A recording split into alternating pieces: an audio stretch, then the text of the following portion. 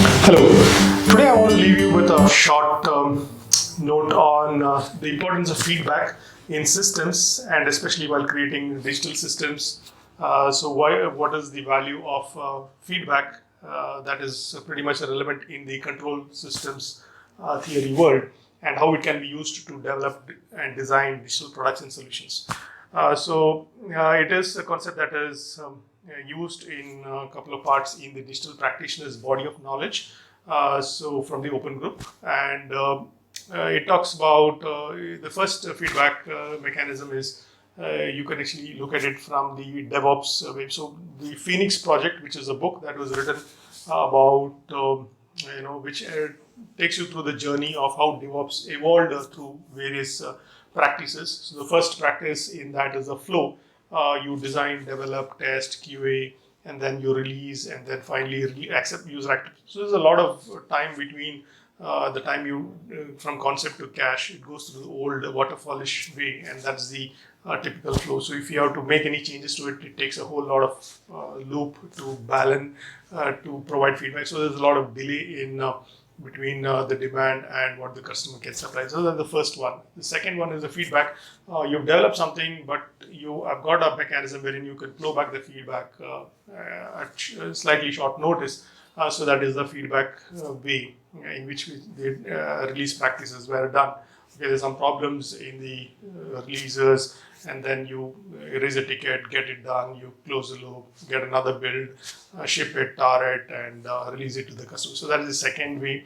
And the third one is, of course, where we are right now today. So it's continuous development, continuous deployment, continuous production, continuous integration. So everything is continuous.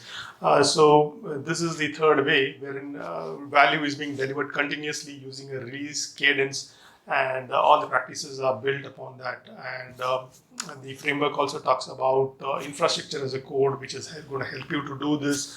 And then it talks about how the whole movement has now taken to a whole new level using site reliability engineering practices, or SRE practices as it's called, wherein you're taking the CI/CD practices to a whole new level. Making the entire organization agile around it. So the company is a truly truly 100% CI/CD companies such as Amazon, Google, and Netflix.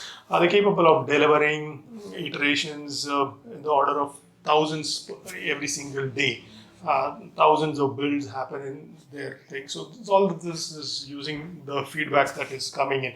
So we break code, feed it back into break the build, feed it back into the code base, correct it, automate the test, have your deployment pipeline ready, get it automated, tested, and then put it into production. So there's multiple environments that are there. So infrastructure as a code, which is going to help you quickly replicate all of these models, is quite useful there as well. And then that apart, you've got this, when you come to treating your releases, they say don't treat your releases like pets, treat them like cattle, which means you're not happy with that particular release. You don't have to keep maintaining it. You can turn it down and bring another version of the release quickly, as opposed to the old way of you maintain this release for this particular customer, and then you have the sanctum of a release for another customer, and then you got so many releases on one single product, which is going to waste efficiencies and time and money and budget and a whole lot of things, which is what the DevOps has actually simplified. So going further on the thing of the concept of feedback. Feedback loops are quite important to help you shape and build digital systems, especially there are two concepts introduced in the body of knowledge. One is called as the reinforcing feedback. The other is the balancing feedback. So in the reinforcing feedback, you've got, let us say, a set of rabbits. So there are a set of rabbits, and they procreate and create more rabbits. So more rabbits creates more rabbits. So it's an uncontrolled wave. So it's like a positive feedback into the system. There are rabbits, and then more rabbits create much more rabbits, and then it goes on into a spiral, and you can actually have an uncontrolled rabbit population. So this is actually called as a positive feedback mechanism. But you can also argue and say there's nothing positive about it. So the gardener may say, okay, there are too many rabbits and not enough food to feed them. that would be the reinforcing feedback. So then comes the balancing feedback or the negative feedback. So you have a set of rabbits that keep on growing. On the other side, you have the fox population, which is also growing on the side. So as the rabbits keep on growing, the foxes feed on them, and then the foxes actually balance the whole chain, the food chain, and then there is control on the number of rabbits versus the number of foxes.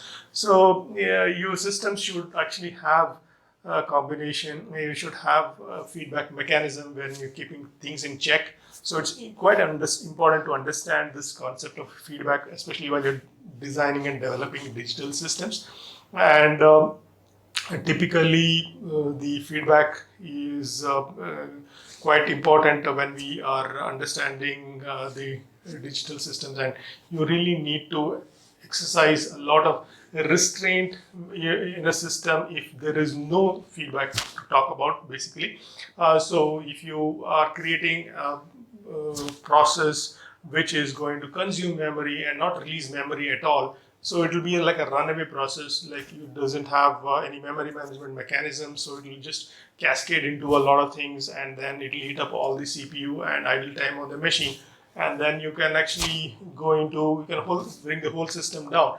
So this concept of a balancing feedback is quite important when you're designing systems. So I leave you with this short thought on the feedback and how important it is while you're designing systems. So thanks very much for watching.